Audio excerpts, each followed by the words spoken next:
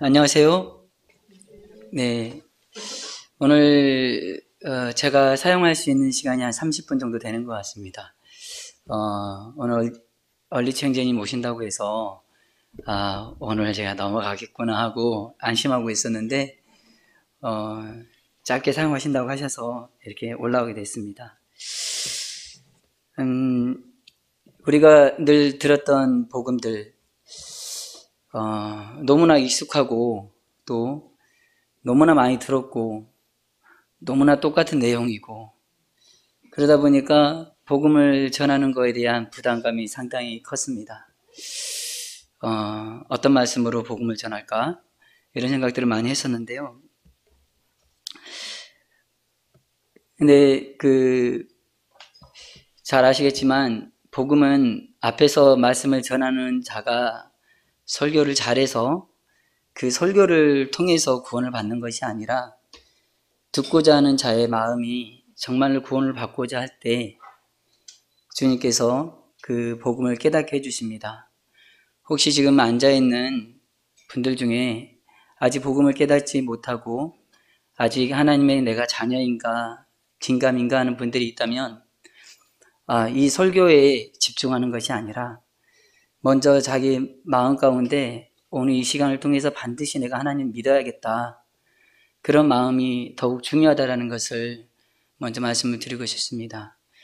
우리가 성경을 통해서 많이 봤지만 그 무리들 가운데 옷깃 하나, 하나님의 옷깃 하나 만지기를 원했던 혈루증 여인의 그런 마음들, 그리고 38년 동안 병자된 몸으로서 베데스 연못가에 들어가야 되는데 들어가지 못하고 오랫동안 그곳에서 병을 낫기를 구했던 그 병자들, 그리고 또 우물가에서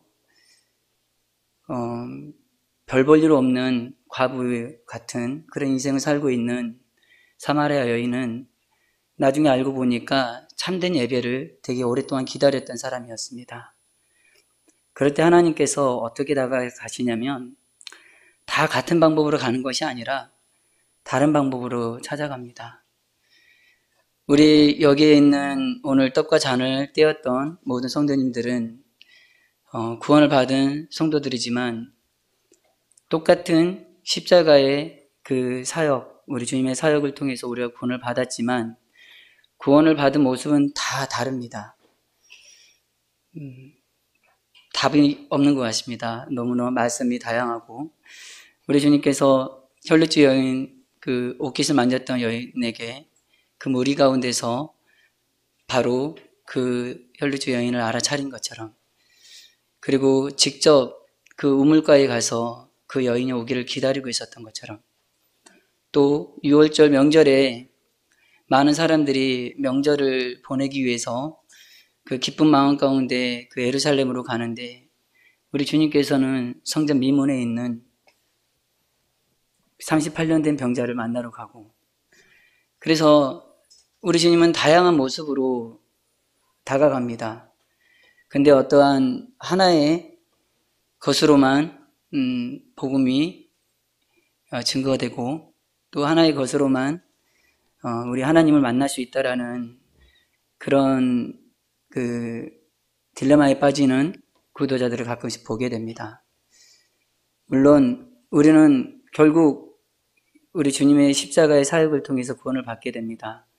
근데 이 십자가의 사역이 마음으로 믿어질 때까지 하나님께서 여러 환경을 저희들에게 주시고 또 여러 가지 말씀들을 통해서 그거를 믿게 하십니다. 아마도 우리 여기 구원받지 못한 학생들도 많이 있는데요. 이제 이 시간이 되면 아마 졸리기 시작할 거예요.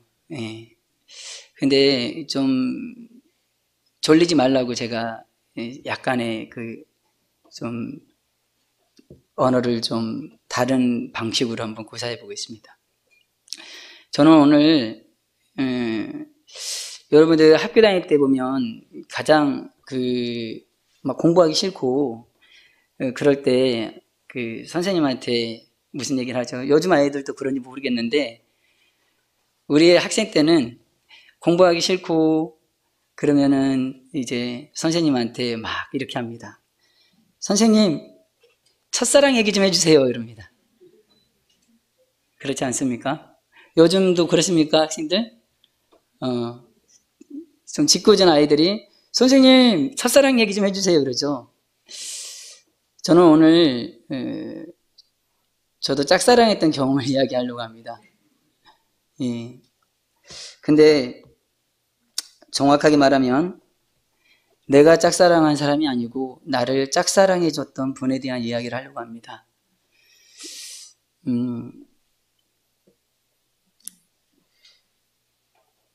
그분은 항상 저만 바라보고 있습니다.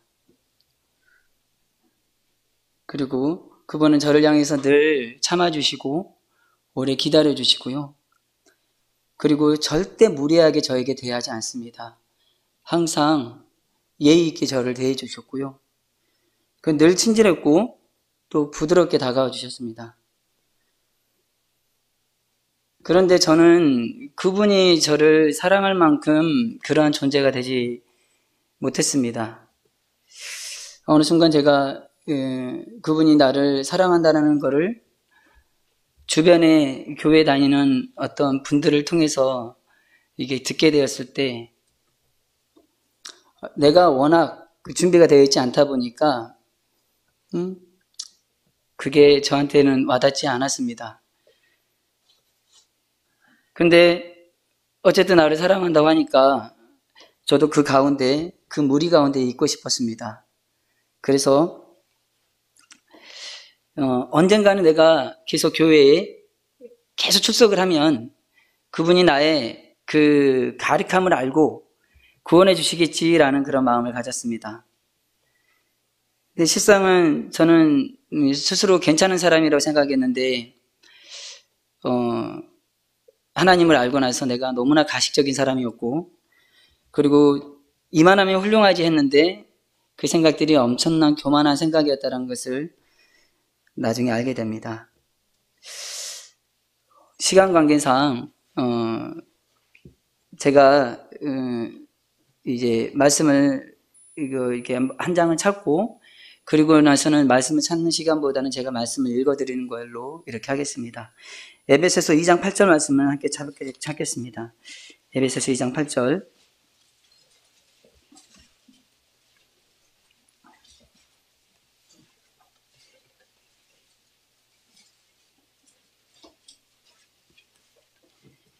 너희는 그 은혜에 의하여 믿음으로 말미암아 구원을 받았으니 이것은 너희에게서 나온 것이 아니요 하나님의 선물이라. 너무나 유명한 말씀이죠. 제가 이 성경책에다가 메모를 해놨어요. 어떤 메모를 했냐면 이 말씀을 통해서 김종민 형제님도 구원을 받았고 정재림 형제님도 구원을 받았다라고 써놨네요. 전에 우리 그 구원 간증할 때 그때 이 어떤 말씀으로 통해서 구원 받았는지 말씀을 했는데 여기에 이름이 안 써져 있는 분들도 많이 있습니다. 근데 이 말씀을 통해서 구원을 받았던 분들이 상당히 많더라고요. 사실 저도 이 말씀을 통해서 구원을 받게 됩니다. 여기에서 2장 8절에 보면 은혜와 구원이라는 단어가 나옵니다. 우선 은혜의 단어 뜻이 무엇인지부터 우리가 알아볼 필요가 있습니다. 은혜라는 것은 무엇이냐면 분에 넘치는 호의라고 합니다. 그러니까 구원의 문제에 있어서 은혜라는 것은 구원을 받을 자격이 없는데 내가 구원을 받을 자격이 있는 사람으로 여겨주는 것, 그것이 은혜입니다. 근데 많은 사람들은 내가 구원을 받을 만한 자격이 되었을 때 하나님께서 나를 구원해 주겠지라고 생각을 합니다. 근데 여기 말씀을 자세히 보니까 구원은 은혜라고 합니다. 근데 은혜라는 뜻은 방금 말씀했던 것처럼 분에 넘치는 호의입니다. 나의 어떠한 생각과 나의 행위로 인해 가지고 구원을 받을 수 있는 게 아니라는 겁니다. 우리가 구원을 받는 것은 사실 저희들의 목적이 아니에요. 우리가 구원을 받는 것은 하나님의 목적입니다. 그래서 하나님께서는 우리가 구원받기를 원하셨고 하나님의 뜻, 하나님의 목적에 따라서 아들이신 예수 그리스도를 이 땅에 보내셨던 사실을 우리는 너무나 잘 알고 있습니다. 그런데 어떤 분들은 나의 목적에 의해서 구원을 받으려고 이렇게 많이 합니다. 그러다 보니까 행위를 주장하게 되고, 내가 열심히 교회 오면, 내가 열심히 와서 11조를 하면, 내가 열심히 교회 와서 찬양을 하면, 내가 열심히 기도를 하면 하나님께서 나를 구원해 주실 거야 라고 믿습니다. 그러나 성경 어느 곳에도 네가 열심히 했을 때 구원을 받는다는 말은 없습니다. 여기에 보면은 또 은혜와 또 대조되는 단어가 나옵니다. 행위라는 단어가 나오고 있습니다. 한번 갈라디아서 2장 21절 제가 읽어드리겠습니다. 갈라디아서 2장 21절 내가 하나님의 은혜를 패하지 아니하노니 만일 의롭게 되는 것이 율법으로 말미암으면 그리스도께서 헛되이 죽으셨느니라. 무슨 말씀을 하고 있냐면 이게 은혜가 아니었다면, 우리에게 구원하신 것이 은혜가 아니었다면 예수님께서 죽은 것은 헛것이라는 겁니다.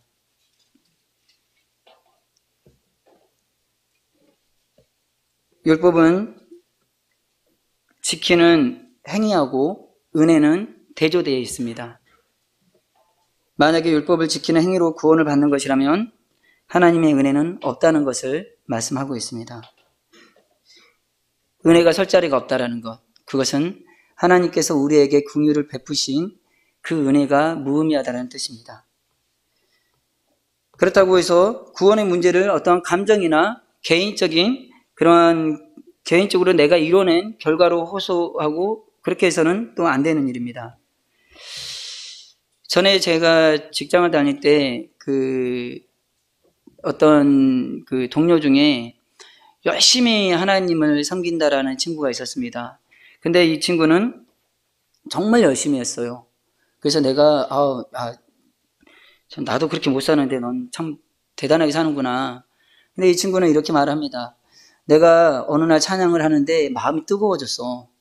내가 기도를 하는데 오늘따라 기도가 너무, 이런 얘기를 합니다. 기도빨이 잘 받아가지고 이렇게 얘기를 합니다. 그리고 오늘따라 이게 교회에 갔는데 되게 막 은혜로운 것 같고 뭔가 내가 거룩해진 것 같았어. 그래서 난 구원을 받았어. 이렇게 얘기합니다. 근데 그것은 하나님 성경에서 말하는 구원이 아니죠. 그리고 또 어떤 날은 오늘은 기분이 안 좋아. 나는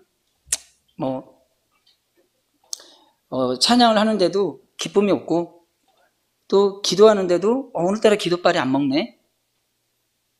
나는 구원을 받지 못한 것 같아. 자, 이 사람은 어떤 사람이죠? 자기의 생각과 자기의 느낌과 자기의 감정으로 구원을 받는 사람이에요. 여기에는 하나님이 빠져 있습니다. 하나님의 은혜가. 구원은 오로지 하나님의 은혜로 구원을 받는 것인데 자신의 생각과 자신의 느낌과 이걸로 받는다고 생각합니다. 자, 가끔씩 저는 그런 생각을 합니다. 어떤 사람은 이제 구원 받기 99%까지 왔어. 이거는 되게 위험한 말이라는 생각이 듭니다. 99%까지 왔다라는 건 저 사람이 그 정도로 열심히 노력해 왔어 라고 잘못 받아들일 수도 있다는 것입니다. 그러면은 구도자 입장에서는 내가 1%를 얻기 위해서 내가 무엇을 해야지? 라고 생각할 수 있다는 것이죠. 로마서 11장 6절 말씀 읽어드리겠습니다. 만일 은혜로 된 것이면 행위로 말미암지 않음이니 그렇지 않으면 은혜가 은혜되지 못하느니라. 계속해서 은혜에 대한 이야기를 하고 있습니다. 이 로마서의 말씀에는 여러 가지 키워드가 있죠. 은혜, 믿음, 그리고 이제 선물, 그리고 행위가 있는데 오늘 이 네 가지에 대해 사실은 제가 다뤄보고 싶었는데 어느 부분까지 다뤄질지는 잘 모르겠습니다. 그러니까 구원이라는 것이 은혜도 있어야 되고 내 행위도 있어야 되고 이렇다는 것이 아닙니다. 내가 구원을 받기 위해서는 내가 어느 정도 노력해야지, 내가 어느 정도는 무언가를 내가 주님 앞에 드려야지, 그래서 행위가 반 정도는 차지하고 그 다음에 은혜를 구해야지 라고 생각하는 것, 그것은 옳지 않다라는 것을 로마서 11장 6절에서 말씀해 주고 있습니다. 은혜와 행위는 함께 설 수가 없습니다. 그저 대조되고 있다는 것을 분명히 아셔야 되고요. 그러니까 내가 은혜라는 것이 무엇이냐면 전적으로 내가 한 것이 아무것도 없는데 내가 구원을 받았다. 이것이 은혜입니다. 조금이라도 내가 뭔가를 하나님 안에서 선한 것을 행해가지고 구원을 받는다고 한다면 그것은 은혜가 아닙니다. 로마서 4장 4절에 이런 말씀이 있습니다. 일하는 자에게는 그의 삭시 은혜로 여겨지지 아니하고 보수로 여겨지거니와 이를 알지 아니할지라도 경건하지 아니한 자를 의롭다 하시는 이를 믿는 자에게는 그의 믿음을 의로 여기시나니. 자, 일하는 자에게는 그 삭시 은혜로 여겨지지 아니하고 보수로 여겨진다. 이게 무슨 말인가요? 예를 들어서 이런 겁니다. 내가 공사판에 아침에 일찍 나가서 일을 합니다. 그리고 저녁에 퇴근할 때 공사판에서 내가 일을 했기 때문에 당연한 품삯을 받아야 되잖아요. 그건 내가 얻어야 될 고난이지 않습니까? 근데 내가 공사판에 갔는데 오늘 머리가 너무 어지럽고 아무것도 못하고 옆에 쭈그려 앉아 있었어요. 근데 돌아가려고 하는데 공사판에 있는 어떤 관리자 와가지고 너도 오늘 나와가지고 앉아 있었으니까 품삯을 갖고 가라 이렇게 말합니다. 그것이 은혜이죠. 근데 공사판에 왔는데 내가 열심히 일을 했는데 품삯을 주지 않는다? 그러면 그것은 보수를 주지 않는다? 그건 빚이 되는 겁니다. 내가 회사에 가서 열심히 일을 했는데 회사의 사장님이 나한테 월급을 주지 않는다? 그거는 회사가 노동자에게 빚을 지고 있는 겁니다. 그래서 흥정역 그 킹제임스 버전을 보니까 우리 여기에서는 일하는 자에게는 그의 삭시 은혜로 여겨지지 아니하고 보수로 여겨지거니와 이렇게 돼 있는데 킹제임스 버전에는 일하는 자에게는 그 삭시 은혜로 여겨지지 아니하고 빚으로 여겨지니와라고 이렇게 되어 있습니다.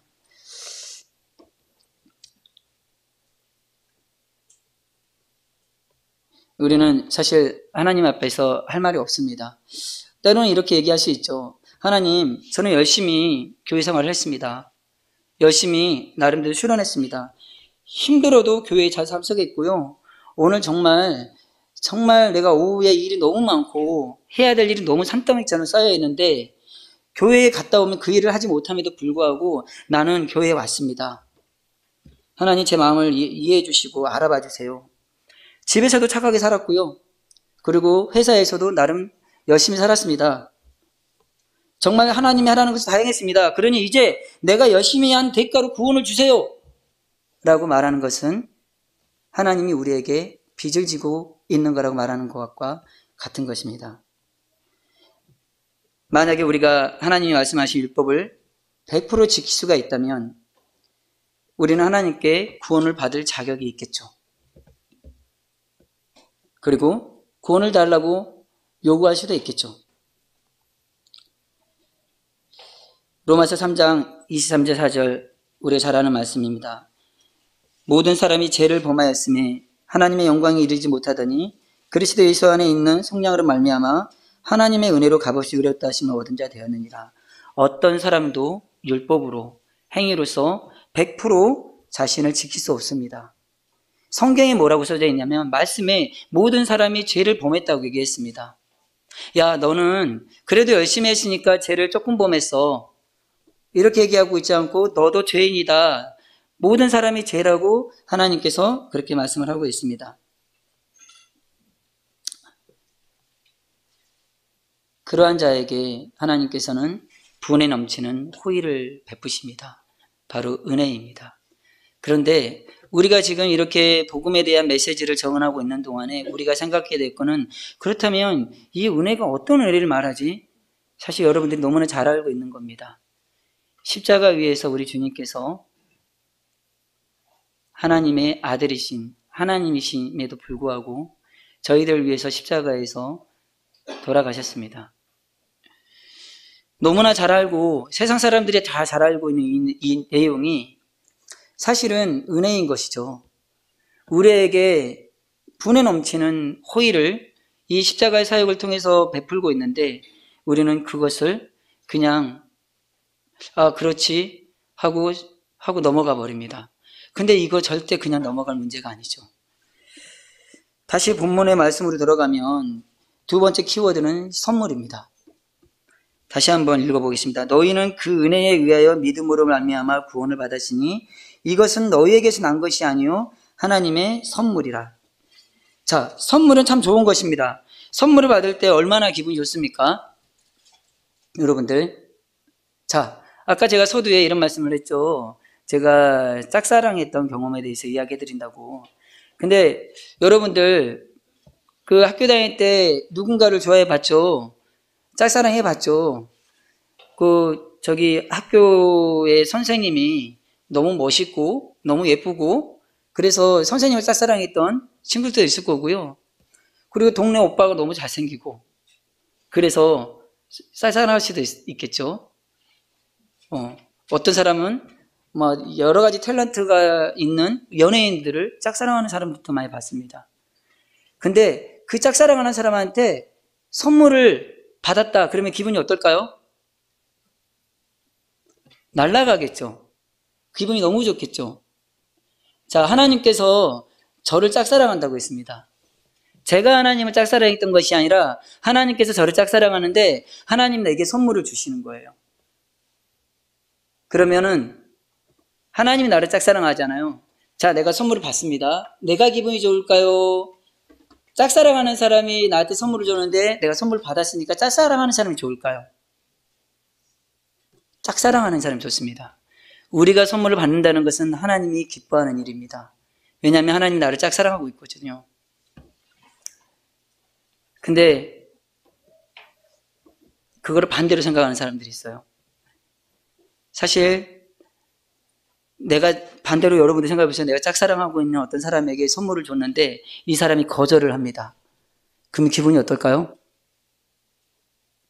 너무나 가슴이 아프겠죠. 아, 이 사람이 내 마음을 받아주지 못하는구나 하고 마음이 아프겠죠.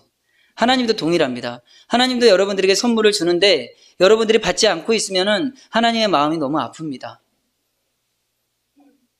하나님의 기쁨은 여러분들이 선물을 그냥 받는 것입니다. 자, 선물 참 좋은 거예요. 예. 근데 하나님은 사람에게 없으면 살 수 없는 것들은 반드시 선물로 줍니다. 이게 없으면 살 수 없는 것들 뭐가 있죠? 해. 하나님은 해를 우리에게 빛을 공짜로 주셨어요. 공기. 그리고 또 뭐가 있죠? 비, 눈. 이런 것들은 우리 사람들이 살아가는 데서 없어서는 절대 살아갈 수 없는 겁니다. 그래서 하나님께서는 우리에게 사람이 살아갈 때 필요한 것들은 모두에게 다 줍니다. 이것은 착한 사람에만 주는 것이 아니라 악인에게도 줍니다. 마태복음 5장 45절에 이런 말씀이 있습니다. 하나님이 그 해를 악인과 선인에게 비추시며 비를 의로운 자와 불의한 자에게 내려주심이라. 하나님이 참 좋으신 분이십니다. 그렇죠? 비를 착한 사람에게만 내려주는 게 아니라 악인에게도 내려준대요. 하나님은 정말 공평하신 분이시고 하나님은 많은 사람들에게 반드시 없어서는 살 수 없는 것들에 대해서는 선물로 주십니다. 그렇다면 조금 더 생각해 보죠. 자, 우리가 생각하는 선물 중에 참 귀하다는 선물이 뭐가 있을까요? 제가 반대로 이야기해 볼게요. 갓난 아기에게 제일 좋은 선물은 뭐죠?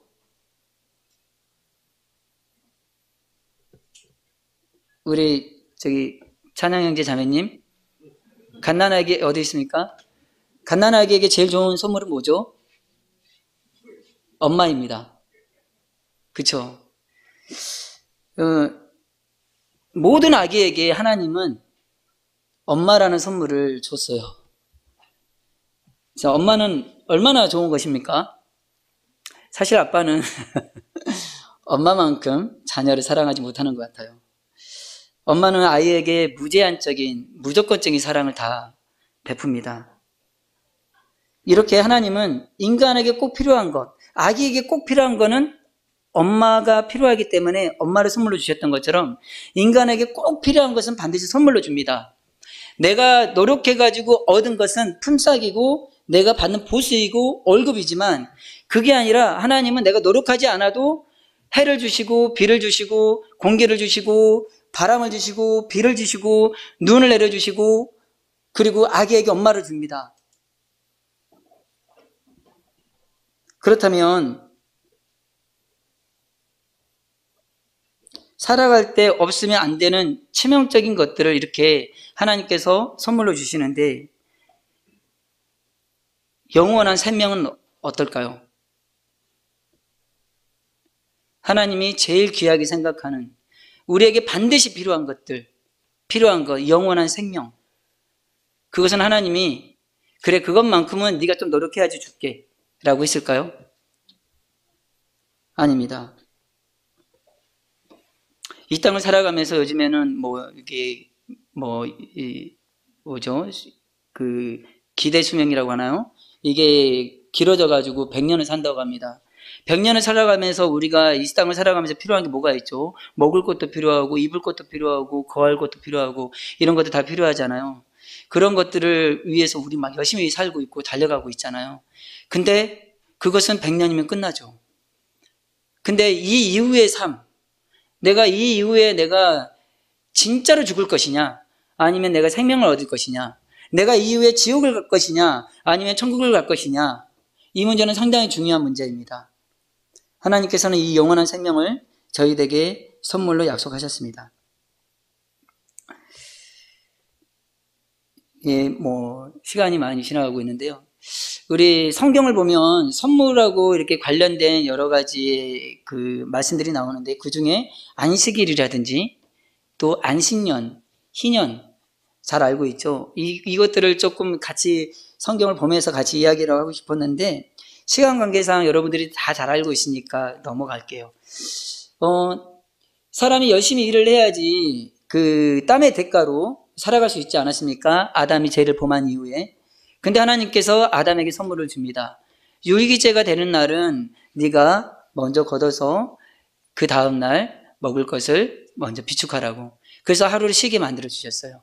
그리고 그 안식년, 그 6년째가 되면은 3년치의 거를 갖다가 하나님께서 수확을 얻을 수 있게끔 해줬습니다. 그리고 희년에는 그 7년이 4번 지나가고 49년, 50년대가 됐을 때는 뭐죠? 그 노예의 해방, 그리고 빚을 탕감해주는 그런 것들을 갖다가 줬습니다. 이런 것들이 선물입니다. 내가 아무리 노력하지 않아도 내가 얻을 수 있는 거, 이게 바로 우리는 선물이라고 합니다. 다시 본문으로 돌아가겠습니다. 또 한 번 읽겠습니다. 너희는 그 은혜에 의하여 믿음으로 말미암아 구원을 받았나니 이것은 너희에게서 난 것이 아니요 하나님의 선물이라. 행위에서 난 것이 아니니 이는 누구든지 자랑하지 못하게 함이라. 말씀에 행위라는 말씀이 나오고 있습니다. 이 행위는 두 가지의 행위가 있어요. 하나는 율법의 행위가 있고요, 또 믿음의 행위가 있습니다. 그렇다면 율법의 행위는 무엇이냐면, 구원을 받기 전에 내가 구원을 받기 위해서 뭔가 행동하는 것을 우리는 율법의 행위라고 말합니다. 아까 제가 말씀드렸던 것처럼 하나님 제가 열심히 했잖아요. 구원을 내주세요.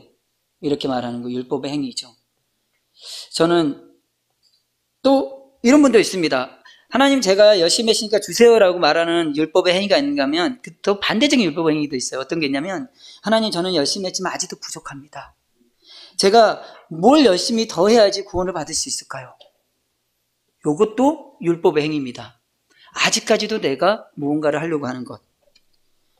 이러한 행위는 하나님께서 굉장히 미워하시는 행동입니다. 근데 우리는 그것이 하나님이 기뻐하는 일이라고 생각할 수 있어요. 구원받기 전에 하는 율법의 행위. 하나님, 내가 뭐가 부족합니까? 내가 조금이라도 알게 해주고 내가 조금 더 열심히 해서 그걸 알아가지고 구원을 받을 수 있게 해주세요. 이것 또한 율법의 행위라는 겁니다. 어떤 사람은 결과적으로 내가 율법을 행위를 했기 때문에 선물을 주세요라고 하는 사람도 율법의 행위, 나쁜 사람이고요. 하나님 보시기에, 나 부족하니까 내가 뭘 조금 더 해야 됩니까? 하나님, 나는 겸손한 사람입니다. 좀 내가 알 수 있게끔 뭘 더 해야 됩니까? 라고 찾는 것도 율법의 행위입니다. 그렇다면 구도자는 무엇을 해야 되냐면요, 무엇을 해야 됩니까가 아니라, 하나님, 저는 할 수 없습니다 라고 고백을 해야 되는 겁니다. 저는 아무것도 할 수 없으니 하나님 도와주세요. 그동안 내가 살아왔던 이 인생 다 내려놓습니다. 하나님 그냥 도와주세요라고 혈루증 여인이 그 무리 가운데서 그저 살겠다고 옷깃을 그냥 만졌던 것처럼 구원을 받고자 하는 그런 마음이 없다면 오늘 설교가 너무 좋고 오늘 말씀이 너무 좋다고 해도 그거는 울리는 꽹과리하고도 같게 됩니다.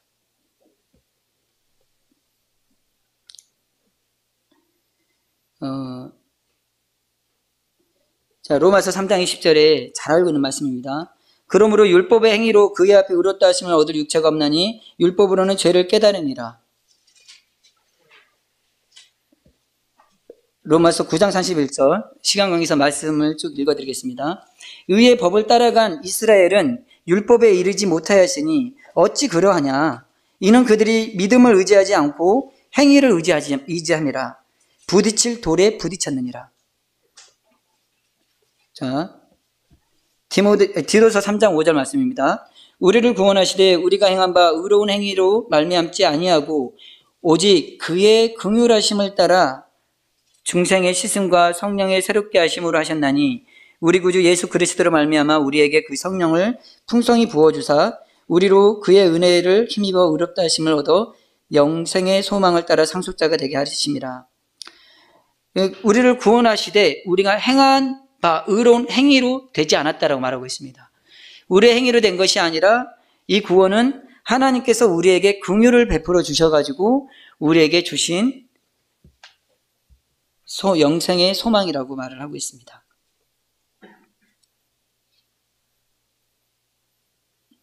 그렇다면 행위가 나쁜 것은 아닙니다.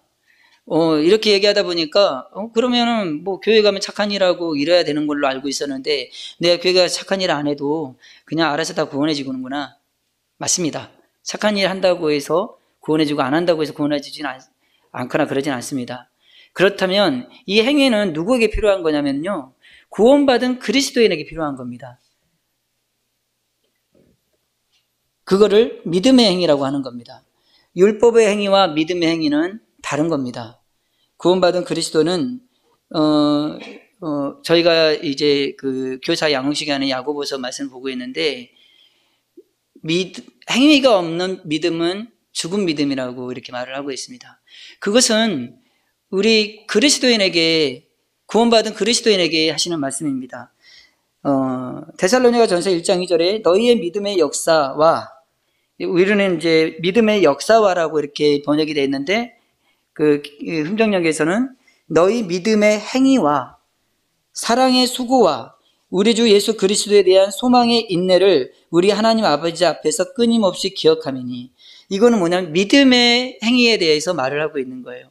그러니까 구원받은 그리스도인이 하나님 앞에 나와가지고 교회 생활을 이렇게 하나님 앞에서 하고 이렇게 하고, 내가 아침에 너무 피곤함에도 불구하고 내가 이끌고 교회에 나와고 하는, 이거는 그리스도인들이 하는 믿음의 행위입니다.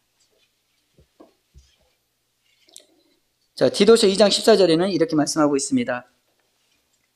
그가 우리를 대신하여 자신을 주심은 모든 불법에서 우리를 속량하시고 우리를 깨끗하게 하사 선한 일을 열심히 하는 자기 백성이 되게 하려 하십니다.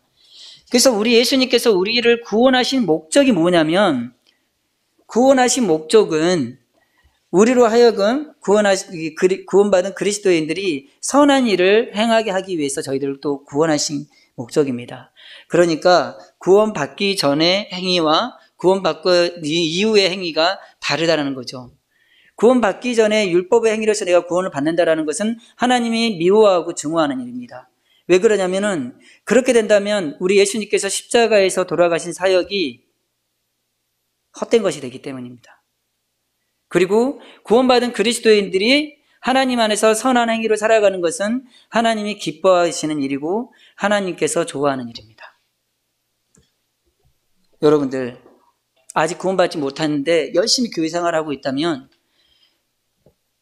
구원받은 이후에 열심히 생활하십시오라고 말하고 싶습니다. 지금은 열심히 생활하는 게 문제가 아니라 저를 구원해 주세요라고 하나님 앞에 내려놓는 게 더 큰 문제입니다.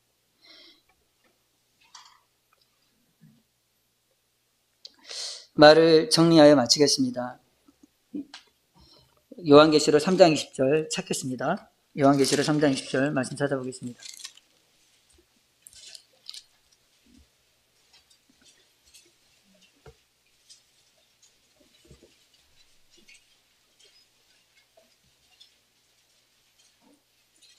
볼지어다 내가 문 밖에서 두드리노니 누구든지 내 음성을 듣고 문을 여면 내가 그에게 들어가 그와 더불어 먹고 그는 나와 더불어 먹으리라. 하나님은 하나님을 찾는 사람에게 그 사람에게 다가가기를 원하시고 만나기를 원하십니다. 그런데 중요한 것은 하나님을 찾는 사람입니다. 내가 문 밖에서 계속 두드린다. 예수님께서 문 밖에서 안 두드리고 그냥 내가 그 안에 있으면 문을 확장 열고 들어와 버리면 되는데 하나님께서는 문 밖에서 우리에게 두드리고 있습니다. 그래서 내 음성을 들어라. 아이야, 내가 너의 안으로 들어가고 싶다. 그러니 내 음성을 듣고 문을 열어다오라고 합니다. 자, 왜 그럴까요? 그냥 하나님이 강제적으로 그냥 문을 열고 들어와 버리면 되잖아요, 내 안으로. 근데 하나님은 왜 이렇게 저한테 문을 열어다오, 내가 두드리고 있지 않니? 라고 얘기할까요? 그것은 하나님은 단 한 번도 저희들에 대해서 무례히 행하지 않기 때문입니다. 하나님은 끝까지 저희들을, 믿지 않는 저희들을 위해서 예의를 갖추십니다. 자, 가끔 저는 우리 아이 방에 들어갈 때 이 말씀 때문에 노크를 하고 들어갑니다. 이 아이가 그 안에서 게임을 하고 있고 이상한 걸 보고 있고 그거를 찾기 위해서 문을 활짝 열고 너 그럴 줄 알았어. 이런 것이 아니라 하나님께서 저희들을 다가올 때 사실 만약에 하나님이 갑자기 문을 연다면 너무 부끄러울 것 같아요. 정말 너무 많이 부끄러울 것 같아요. 근데 하나님이 두드려줘요. 노크를 해줍니다. 우리에게 다가오려고 하고 있고 우리에게 밖에서 대호야 문을 열어다오 라고 하고 있습니다. 하나님께서는 우리를 만나시기를 원하시는데 우리가 구약에서부터 우리가 잘 알고 있잖아요.